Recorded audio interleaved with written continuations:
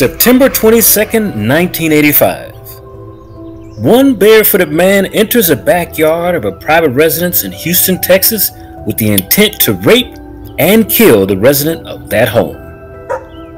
No one remembers seeing this guy sneak up to the detached garage, or recalls him watching the woman of the home over an hour before attacking.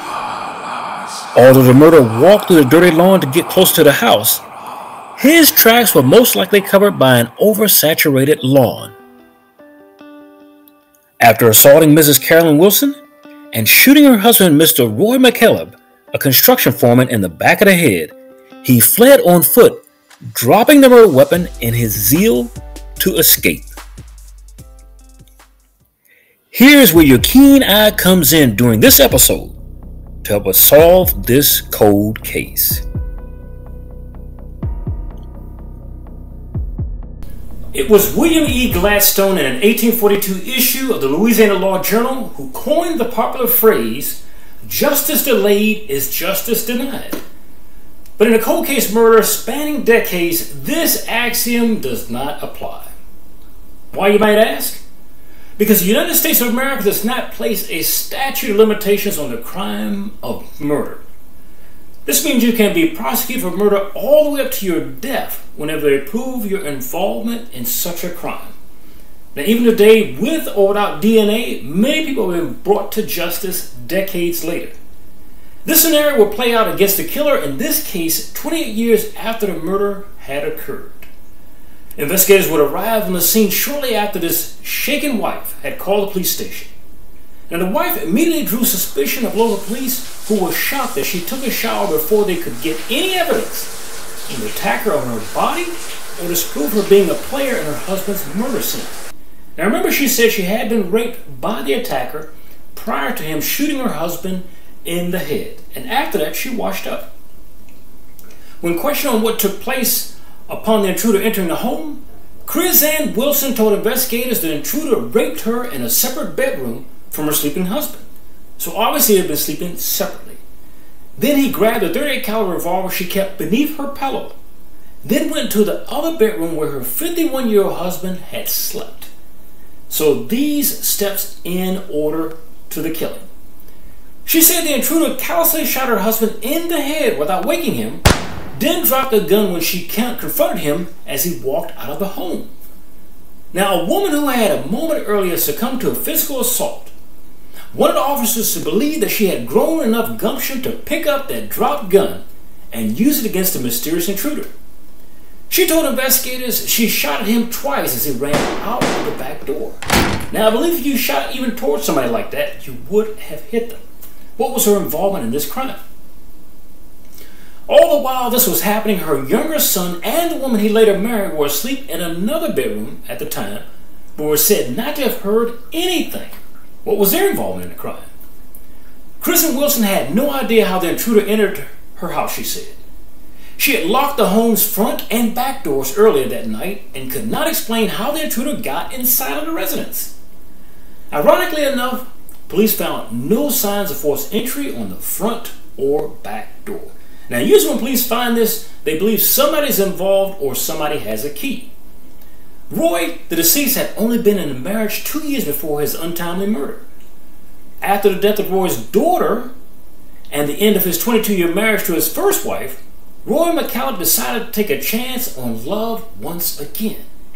He saw a promising future with a woman he'd met on the job, and he married that woman. Now, usually in these cases, it's usually the second woman that kills her husband, but we don't know this yet. He married Carolyn Sue Smith Krizanne, the woman who caught his eye. McKellop had offered stability to the life of Carolyn, whose life was not as much put together as his. Roy, a Korean War veteran, owned his own home and had worked for 20 years at Brown and Root, where he was a foreman. To McKellop, she offered mere companionship. But domestic bliss was not to be. Less than 2 years into the marriage, McKellop was shot in the head. His wife told Houston police that a man who had attacked her days before and raped her again that night, then shot her husband in the head at close range using a revolver she kept beneath her pillow. The detectives would find no evidence They said that proved there was anyone who entered that particular home any more than they could find that his wife committed the crime. So they had a quandary. Who actually did this? No one at home did it. No one coming from outside of the home did it. There's no way to track down this barefooted man. The case would go completely cold for almost 3 decades before police were able to gather enough probable evidence that his wife was the lone assailant in the death of her sleeping husband, for the sole purpose of, get this, gaining insurance from his murder. A number one concern when looking at a murder is that a wife is gaining insurance. 28 years to the day of his murder, his ex-wife, Kristen Wilson, 66 years old at the time, still denied any involvement, said she would never harm anyone. She describes herself as a loving mother and a grandmother, a retired Houston Police Department civilian employee who worked in a Montgomery Elementary School cafeteria, and a woman who sometimes attended a cowboy church in Montgomery. Wow, what a resume for someone who could be a killer of their own spouse while he's asleep. But there were hints of a darkest past.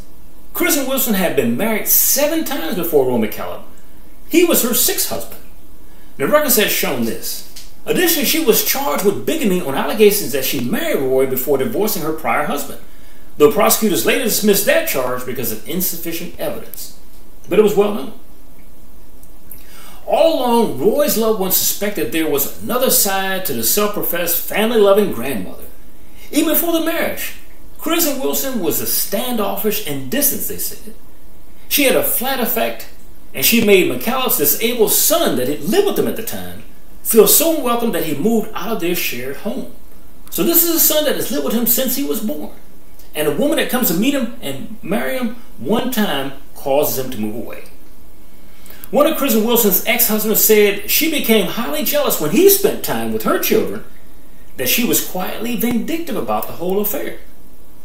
Looking back to the day of the murder, there were many discrepancies in her story of what happened. Her every description of the crime drew suspicion. Particularly, in one instance, a metal clothes hanger she claimed that the rapist had used to scratch her chest and thighs had no skin or blood on it. This led police to believe that her scratches were self-inflicted. And in a lot of these cases where you have these unsolved murders, there's somebody close to the person that did it.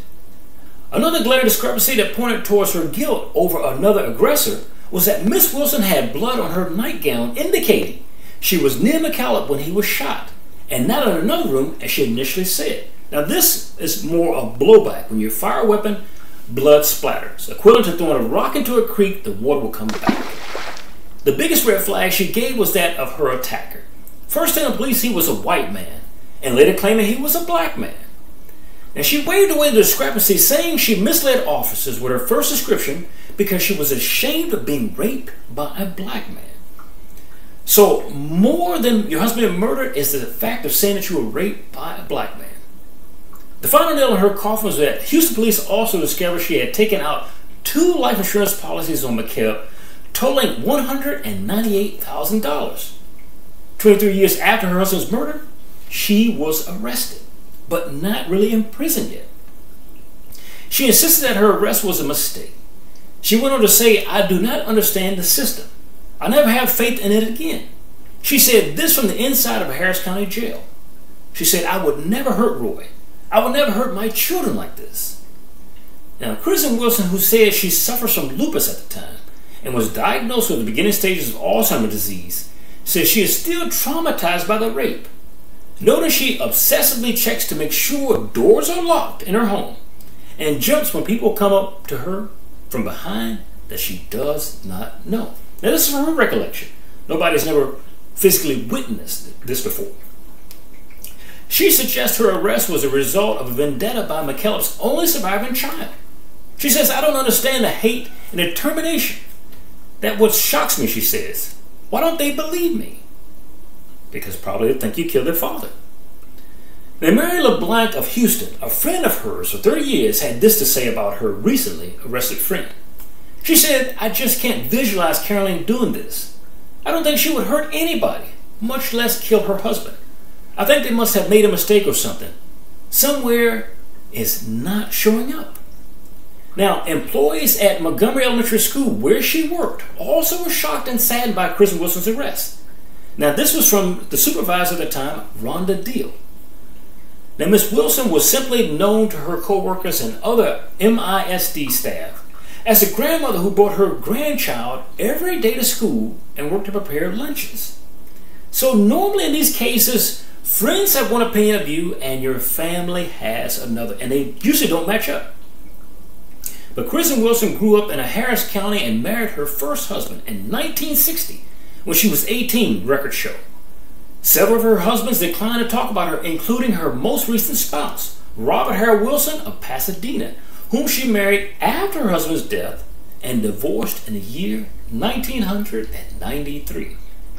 But one former husband said she was difficult to live with and described her as money hungry. Now this would lead you into wondering why a woman would kill a guy for insurance. He goes on to say, "We met one night in a Horseshoe Bar in Waco on Highway 84. 60 who married her in 1976. Now the first night I talked to her in the bar, she was so sweet, innocent, and lovable, but after she and me and the boys got together, she was living hell." Now in relationships that turn bad, they were already bad, but you chose to look beyond that. Now Laxton said he took immediately to Kristen Wilson's son, who were just in grade school then. Both boys asked him to take them fishing and told him they wanted to be a policeman when they grew up, he said. Laxton said his fondness for the boys eventually drew him and their mother together. But Laxton said she became jealous when he spent time with her sons, who seemed hungry for a father figure. A mother's just 50% of a relationship, a father's the other 50%, and boys do crave to be around their fathers. He said he came home one night to find Kristen Wilson sitting at the kitchen table talking to her ex-husband, the boy's father. And when he left for a few days on his truck driving route, which he did, she took the boys and abruptly left, moving back to Houston, Texas. She also stole Laxton's $4,000 tax return check at the time. Now, if that isn't true love, I don't know what is. He said, "I could never bring home enough money to satisfy this particular woman." Now in Houston, Kristen Wilson worked at Yellow Cab for 2 years, so she had to get a job after leaving him. Then at Brown and Root's personnel department, where she met McKillop in the early 80s. They married in 1984 before she had obtained a divorce from her previous husband, Laxton. Now McKillop already had suffered his share of heartache. Seeing his first marriage of 22 years end in 1978 and losing his 23-year-old daughter to Friedreich's ataxia. Now that's a neurological disease in the year 1980. His son had been diagnosed with the same disease, which eventually robbed him of the ability to walk. It's a very devastating disease, especially if your loved ones have to go through it with you. The only hint of trouble in that McKillop's new love interest before marriage did not seem to accept his disabled son, who moved out of their house before the wedding, which I told you a minute ago. So that was the first inclination that she was not loving as she pretended to be. He said he didn't like Carol, McKillop's daughter, Pam Neely of Deer Park, and she recalled her brother who died in 1988. He told me he was just uncomfortable around her, that she just made him feel unwelcome. And this is his daughter's words about the son. But no one sensed any strain in the marriage before the night of September 22, 1985. McKillop's siblings were awakened by phone calls hours later and told to rush to the Sunbelt Regional Hospital in Channelsville. You're watching MNN, the Men's Channel.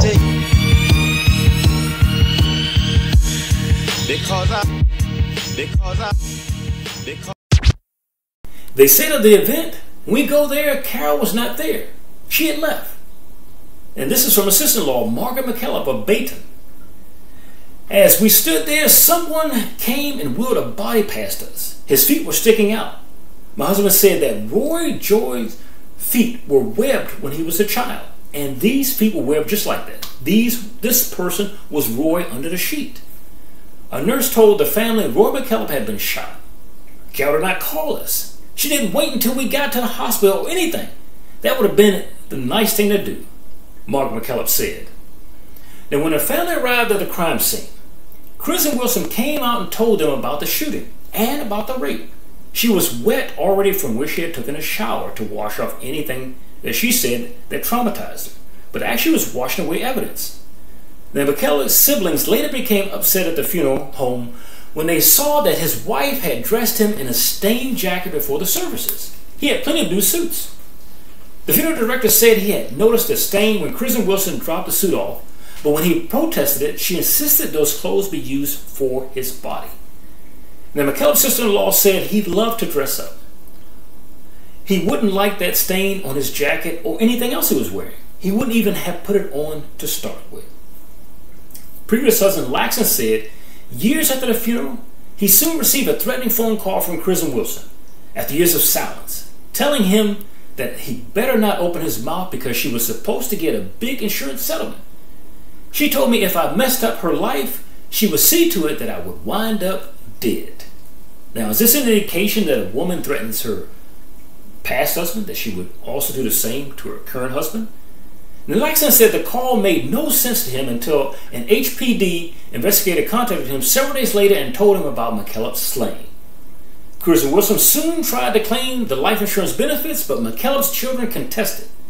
In 1987, prosecutor Chuck Rosenthal, who became later going to be district attorney, gave the insurance company an affidavit noting that McKellar's murder was still unsolved and that his widow was the only suspect.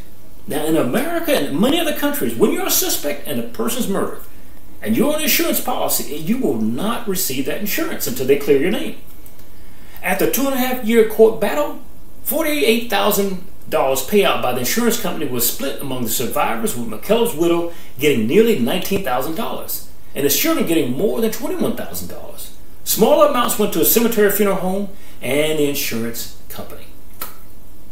Now, what became of the other insurance proceeds from the two policies obtained by McKellar's life could not be immediately determined, but I'm pretty sure that she got that money for herself. That was her whole goal. After the district attorney's office initially declined to charge McKellar's widow with murder, Houston homicide investigators arrested her in 1986 for bigamy, alleging she failed to divorce Laxton before she married Mr. McKellar. And prosecutors later dismissed that charge, noting that records indicated Kristen Wilson had a right expectation that her former husband had obtained a divorce without her. So she was able to slide out of the law with just that one line of protection. But ultimately, 28 years after her husband's death, as I told you, she was charged and sentenced for his murder. Because in reality, it was a wife who shot her husband as he slept, not a burglar. Then went on for 28 years living a lie. He was not a rapist. Carolyn Sue Kristen Wilson, age 71 now, at the trial, admitted in Harris County courtroom that she shot Roy McKellar, her husband of only 2 years, almost 3 decades ago, in the back of the head as he slept. Guilty was all Kristen said when asked for her plea by State District Judge Ryan Patrick. She was guilty from the initial point, and she was guilty at the end.